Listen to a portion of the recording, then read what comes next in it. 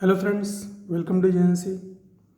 Friends, इस video में हमारे पास जो क्वेश्चन है उसमें हमें कॉम्बिनेशन ऑफ लेंस गिवन है। कॉम्बिनेशन ऑफ लेंस गिवन है या फर्स्ट प्लेनो कॉन्वेक्स लेंस है, ये सेकंड प्लेनो कॉन्वेक्स लेंस है और ये एक कॉन्केव लेंस है। फ्रेंड्स, हमें इनकी फोकल लेंथ तो नहीं गिवन है, लेकिन रेडियस ऑफ कर्वेचर्स जो हैं वो गिवन है।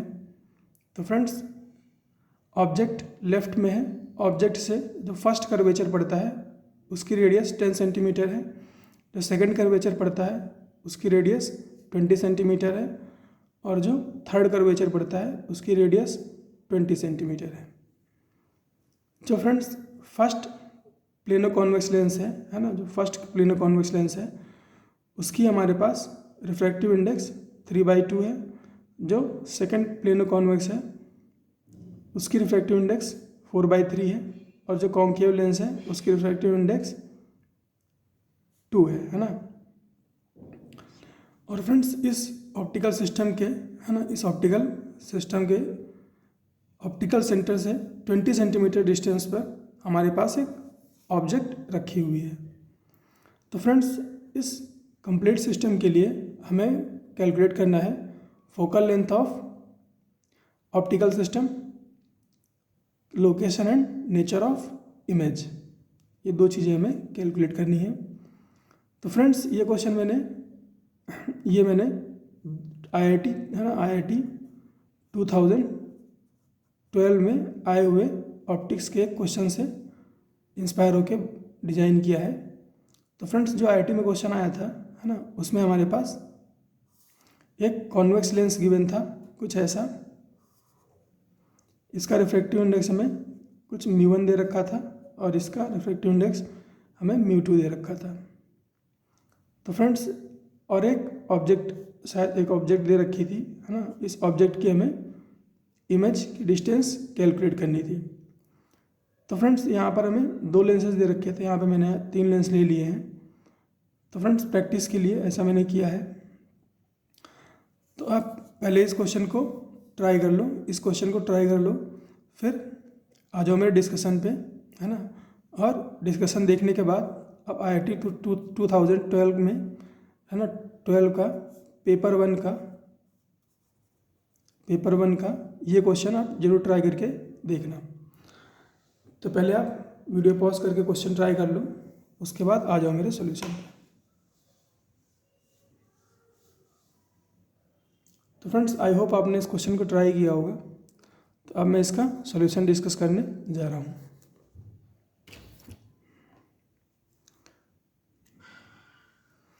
तो फ्रेंड्स, क्योंकि हमें इसकी इक्विवेलेंट फोकल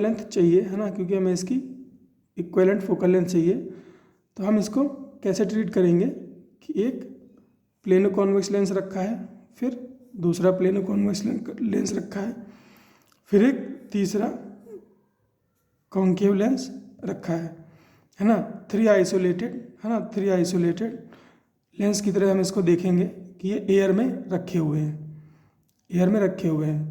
और फ्रेंड्स, हम इसकी फोकल लेंथ कैलकुलेट करेंगे, फिर इसकी फोकल लेंथ कैलकुलेट करेंगे और फिर इसकी फोकल लेंथ कैलकुलेट करेंगे, फिर तीनों की इक्विवेलेंट फोकल लेंथ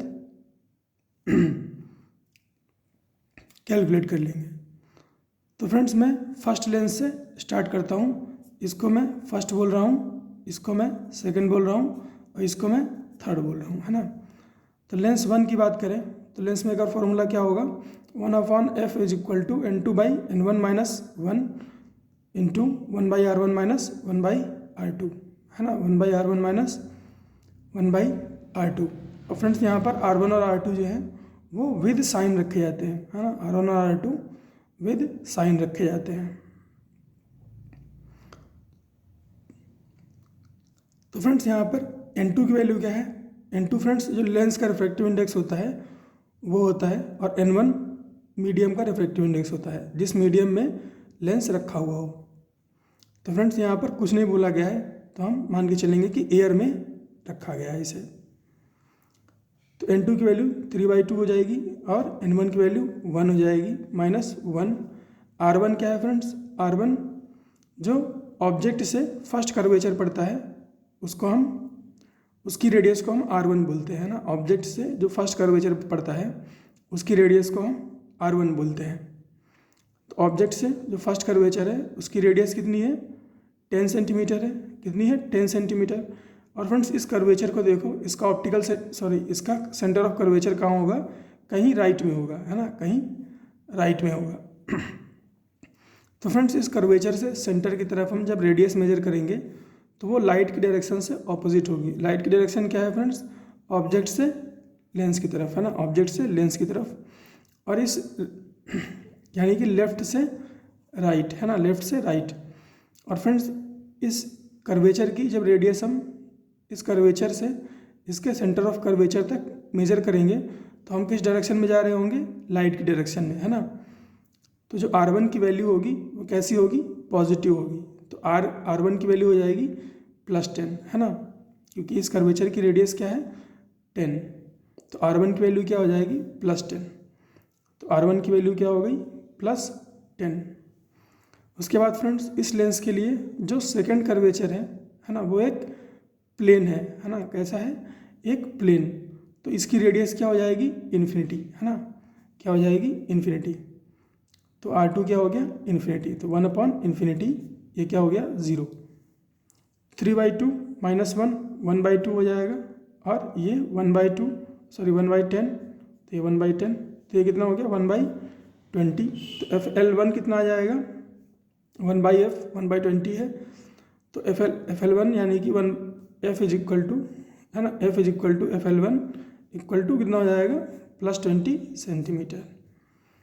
इसी तरह से लेंस 2 की बात करें, है ना, लेंस 2 जो बीच में रखा है प्लेनो कॉन्वेक्स, इसकी बात करें तो लेंस मेकर फॉर्मूला इसके लिए क्या बनेगा, 1/f is equal to N2 friends इसका जो रिफ्रैक्टिव इंडेक्स है कितना है, 4/3, है ना। इसका रिफ्रैक्टिव इंडेक्स कितना है, 4/3 बीच वाले का। तो 4/3 हो गया अपॉन 1, है ना। मीडियम का रिफ्रैक्टिव इंडेक्स 1 -1।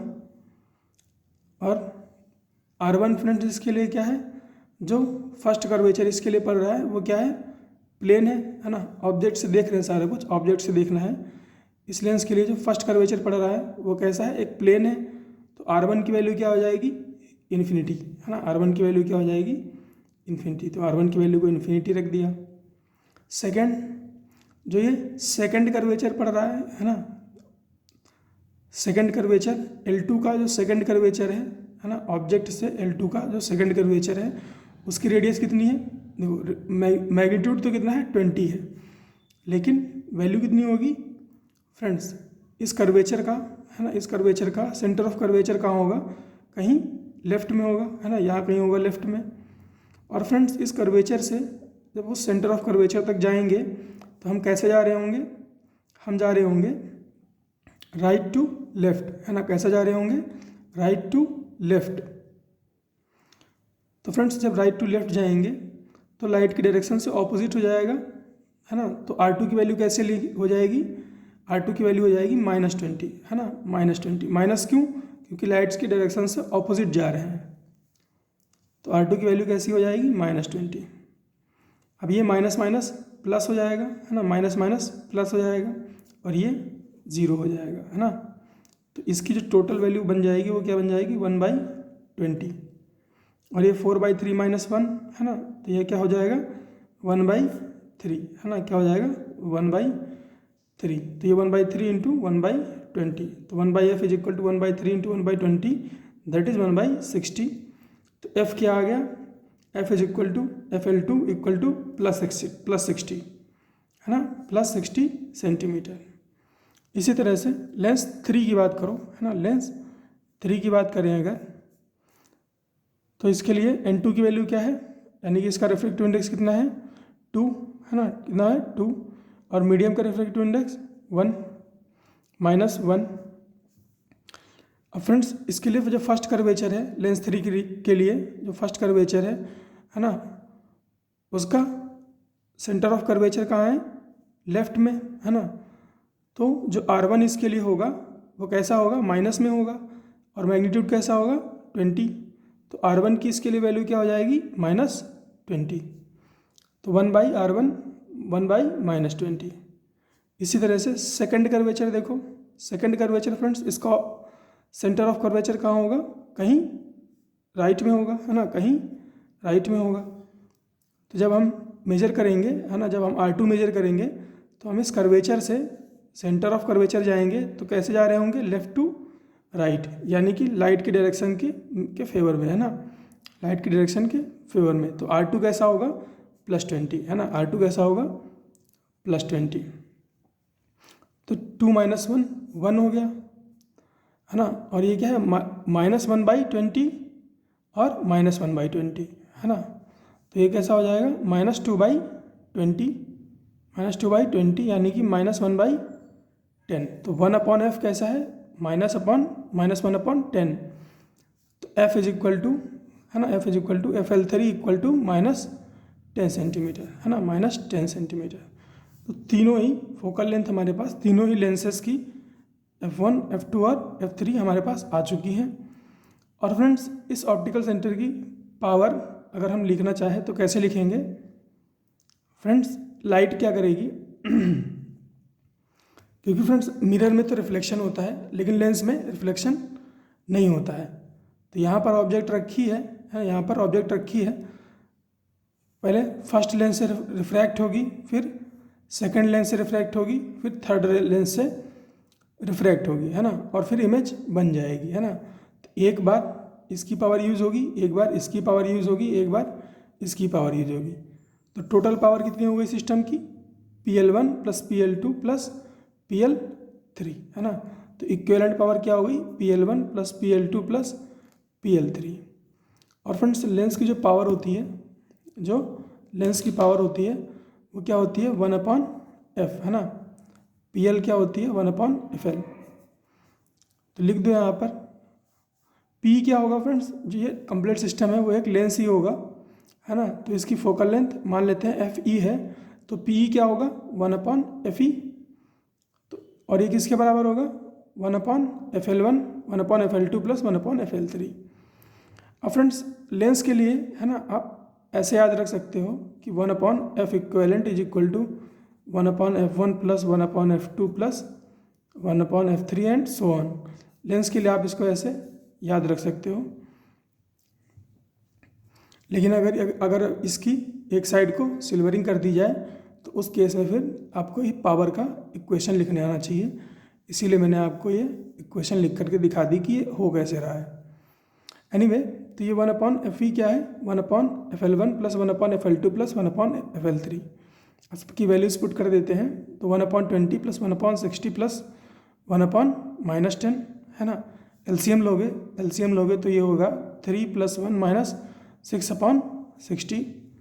3 + 1 4, 4 - 6 -2, तो -2/60 किसके बराबर हो जाएगा -1/30। तो 1/FE बराबर है -1/30 के। तो FE कैसा होगा -1/30 सेंटीमीटर, है ना। तो जो इसका नेट बिहेवियर होगा, है ना, इस ऑप्टिकल सिस्टम का जो नेट बिहेवियर होगा वो कैसा होगा डाइवर्जिंग, कैसा होगा डाइवर्जिंग लेंस की तरह से। और फ्रेंड्स अब हमें इसकी फोकल लेंथ पता है और ऑब्जेक्ट की डिस्टेंस पता है।